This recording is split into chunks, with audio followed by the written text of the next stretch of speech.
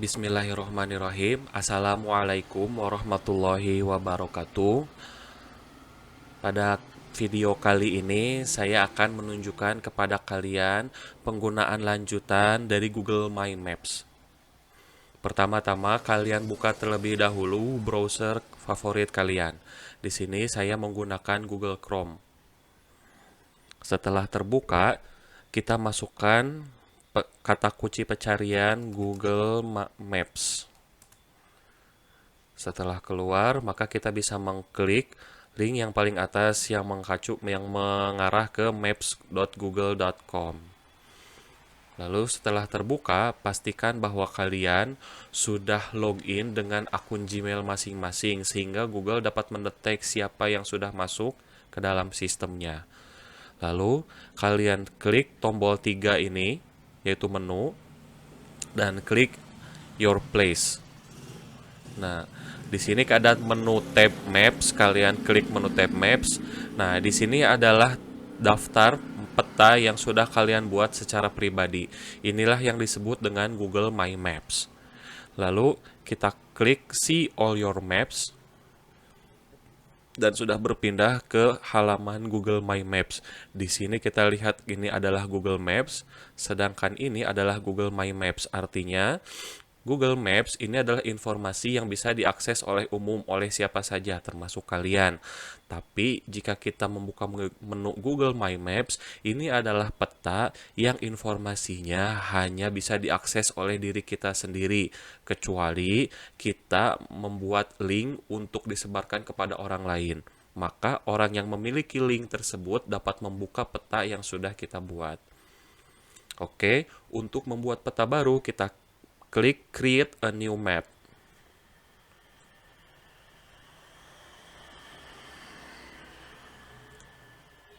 Nah, di sini kita bisa melihat bahwa secara default Google My Maps ini akan menunjukkan peta di mana kita tinggal.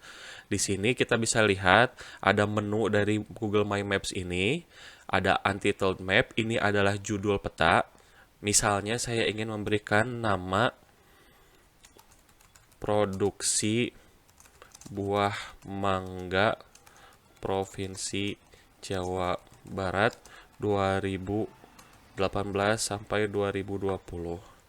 Kemudian di description-nya kita bisa isi peta ini menyajikan data tentang produksi dan data lain yang berkaitan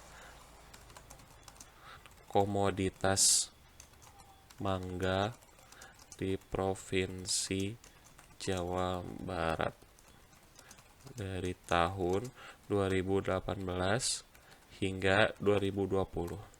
Jadi fungsi dari description ini adalah menjelaskan isi dari peta yang akan kita buat. Semakin lengkap deskripsinya maka semakin baik. Jika sudah selesai, kita klik tombol save.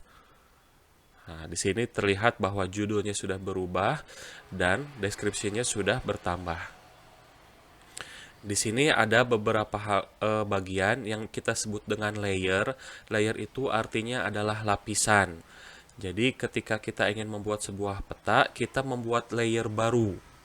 Kita bisa klik di sini untuk rename this layer, delete this layer jika ingin menghapus, atau open data tabel. Open data tabel ini bertujuan untuk membuka data atribut yang berupa tabel. Baik, di sini saya akan rename produksi mangga tahun 2018. Jika saya ingin menambahkan layer atau menambahkan data, saya bisa mengklik add layer. Kemudian merename-nya.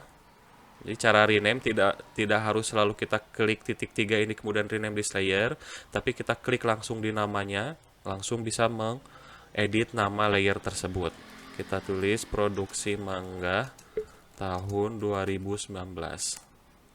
Karena ini peta produksi mangga 2018 hingga 2020, maka saya akan membuat 4 layer. Di sini sudah ada 2 layer, maka saya tambahkan 2 layer lagi.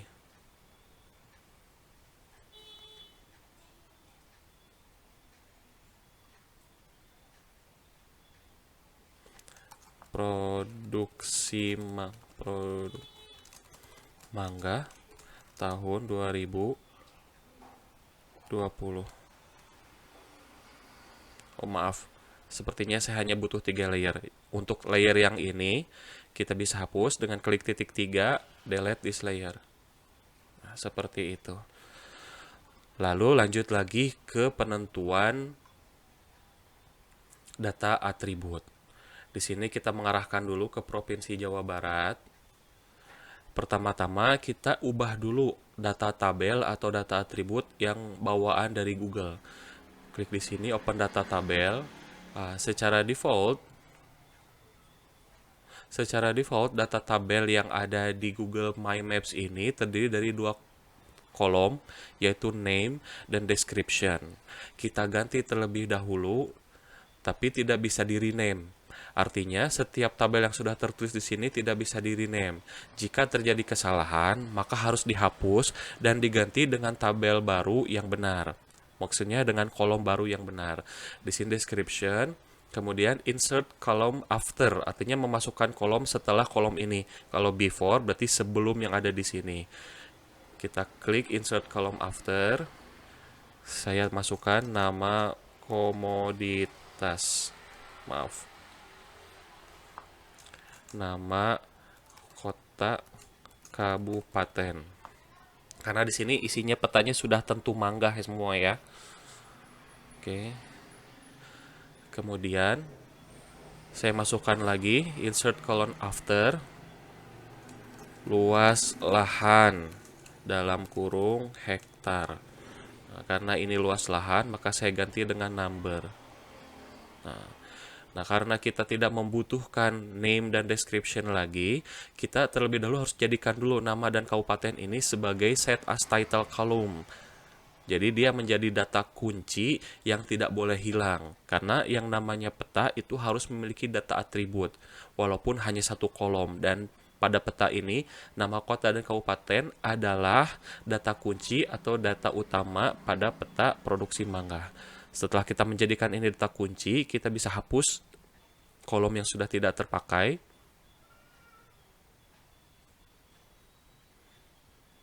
Sehingga tertinggal 2 kolom yang ada di sini. Kalian bisa berkreasi atau memasang apa saja, menambahkan data apa saja sesuai dengan kebutuhan kalian. Sini saya produksi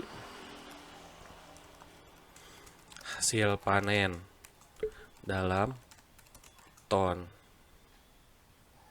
Tentunya type-nya number, ada teks, ada number, ada tanggal, ada true or false, salah atau benar. Number. Kemudian misalkan saya ingin tambahkan lagi insert column after, nama pemilik lahan. Baik, seperti itu rasanya sudah cukup. Ada nama kota kabupaten, luas lahan, hasil panen dalam ton, dan nama pemilik lahan. Di sini yang menjadi data kuncinya adalah nama kota dan kabupaten. Setelah kita selesai dengan data atribut, kita bisa close. Kemudian kita masukkan poin yang kita bisa klik di sini, add marker. Nah, misalkan saya ingin menyimpannya di Kabupaten Subang misalnya. Nah, jadi triknya adalah kita bisa menyimpan ini di mana saja yang terdekat. Semakin tahu kita lokasinya semakin baik ya. Tapi jika tidak tahu, kita letakkan poin ini di lokasi terdekat. Oke, poin 1. Poin 1 ini adalah nama kota dan kabupaten. Nah, saya di sini karena tadi dekat dengan Subang, saya masukkan Kabupaten Subang. Luas lahan saya masukkan 10.000 hektar, produksinya 100 ton. Nama pemilik lahannya adalah Mang Oleh. Nah, kemudian di sini kita bisa masukkan add image or video.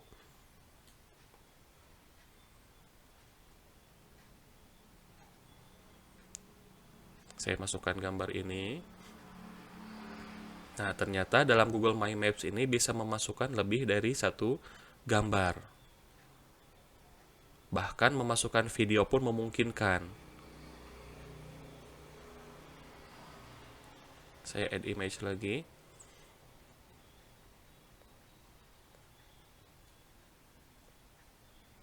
Oh, ternyata tidak bisa, kita pilih gambar yang lain.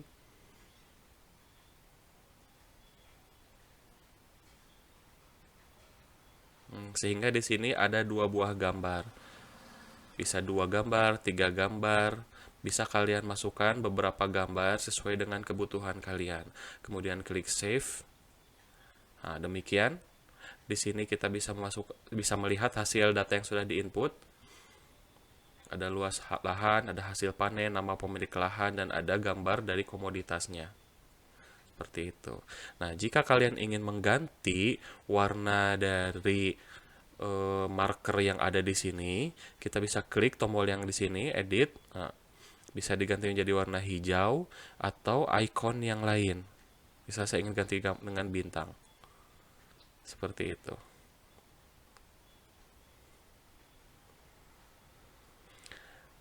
Ketika kalian sudah selesai memasukkan seluruh data, maka kalian bisa membagikan link atau tautan kepada orang lain sehingga orang lain bisa membuka apa yang sudah kalian kerjakan. Langkah-langkahnya adalah pertama, klik menu share. Kemudian kalian klik bagian di sini, change to anyone with the linknya restricted, only people added can open with this link. Jadi maksudnya hanya orang-orang yang tertentu saja yang bisa membuka link ini. Kalian ganti dengan klik ini, change to anyone with the link. Ketika statusnya sudah berubah seperti ini, anyone with the link, artinya siapapun yang kalian berikan linknya bisa membuka peta yang sudah kalian kerjakan. Lalu kalian copy link dan done. Setelah itu, kalian pastekan link tersebut pada halaman atau bisa di-share lewat WhatsApp maupun media sosial lainnya. Demikian tutorial dari Google My Maps pada video kali ini. Silahkan kalian berkreasi bagaimana cara menggunakan Google My Maps, karena fitur-fitur dari Google My Maps ini masih bisa kita eksplorasi lebih jauh lagi sehingga meningkatkan produktivitas kita untuk mengolah data-data pertanian. Sekian dan terima kasih, semoga bermanfaat. Wassalamualaikum warahmatullahi wabarakatuh.